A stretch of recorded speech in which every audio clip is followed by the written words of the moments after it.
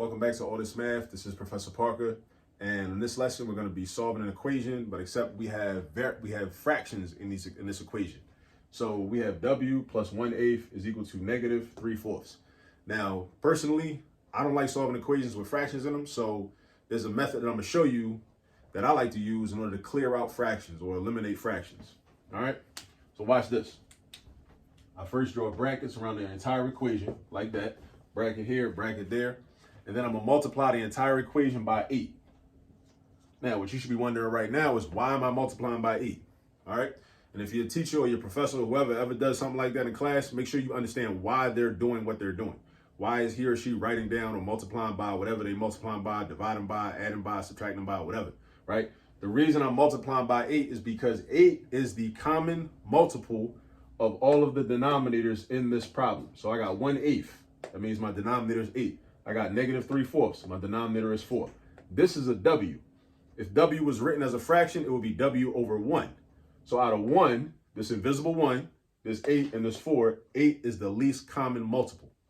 8 is the least common multiple. So when you see a equation with a bunch of fractions in it, and you want to eliminate the fractions, if you want to, you don't have to. You could just go ahead and rock out and do the work with the fractions. But if you want to eliminate the fractions, and what you got to think of is, what's the least common multiple? Meaning, what's the smallest number that this, and this invisible 1 can multiply into evenly? What's the smallest number they can all multiply into evenly? 1 times 8 is 8. 8 times 1 is 8. 4 times 2 is 8. 8 is the smallest number that all three of these multiply into evenly. That's what a least common multiple is. Make sure you know what a least common multiple is.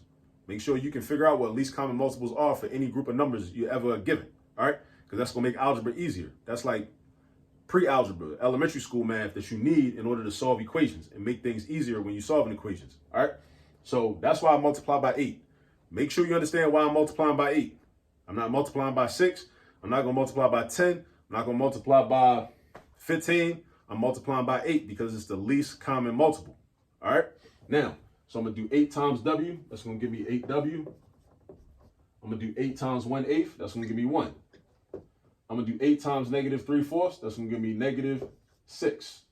So now I got an equation with no fractions. Like I said, I don't like working out equations with fractions in it. So I got rid of the fractions using this method. Multiply by the LCM. All right, the LCM, some people might say multiply by the LCD. LCD is just an LCM for denominators. That's another way to name it or whatever, right? So I got 8W plus 1 equals negative 6. Now I'm trying to get W by itself. How do I get W by itself? I got to get rid of 1. I got to get rid of 8. I got to get rid of 1. I got to get rid of 8. I got to get rid of 1 and get rid of 8. How do I get rid of 1? I'm going to get rid of the 1 first, right? Because I could get rid of 8 first, but that's going to make the problem messy, and I don't want a messy problem if it don't got to be. I get rid of 1 first by doing the opposite of addition. You always do the opposite operation to get rid of stuff you don't want.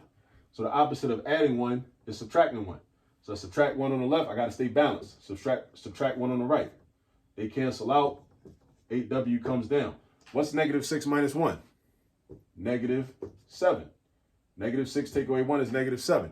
If you're on a number line and you're at negative 6, subtracting 1 means you move 1 space to the left, not to the right. You move to the right when you're doing addition. You move to the left when we're doing subtraction. Now, how do I get rid of 8? I get rid of 8 by doing the opposite of multiplication. 8W means 8 times W. That means multiplication. So I'm going to divide on both sides. Divide on the left, divide on the right. 8 divided by 8 gives you 1 and 1. So that's W. Why is that W? Because 1W, 8 divided by 8 gives you 1 over 1, right? Or just 1.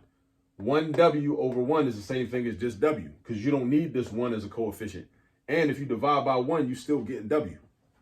So we left with, we can't simplify this. We can't reduce that no more. So we left with negative 7/8. W equals negative 7/8. If you want to check it, let's check it. Run it back. So we check. You got negative 7/8 plus 1/8 is equal to negative 3/4. Negative 7/8 plus 1/8. They got common denominators, so that's cool. We can add them together. That's negative 6/8. And the question is that equal to negative 3/4? Yes, it is. If I reduce negative 6/8, that's negative 3/4. So that's proof that this is right. Voila. Like I said, if you don't like fractions in your equations, get rid of them. Get rid of them. How you get rid of them? Figure out the LCM. What's the LCM of all your denominators? Find the LCM of all your denominators. Now this don't have a denominator, right? That means that it's an invisible 1 for your denominator. So the LCM out of 1, 8, and 4 is 8. You can do that with any equation, I promise you. It don't matter if the numbers, the fractions are positive, negative, big, small, whatever. It don't matter. You can do this. If you like dealing with fractions, cool, deal with the fractions. We could have just subtracted 1/8 on each side, and then we'd have been done. But we'd have to deal with, the common denominators and all that. But I'd rather just deal with an equation with no fractions in it. All right, so get some practice with these. I'll see you in the next video. Peace.